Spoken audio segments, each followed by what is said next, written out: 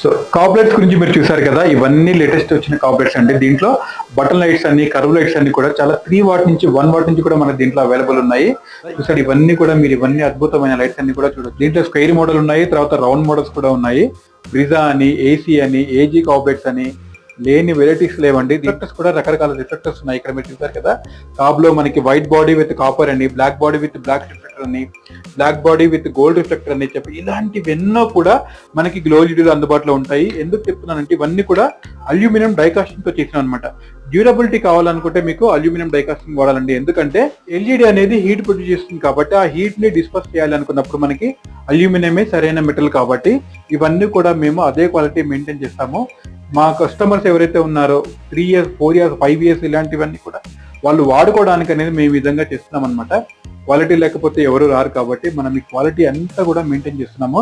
market లో plastic లో కూడా ఇలాంటి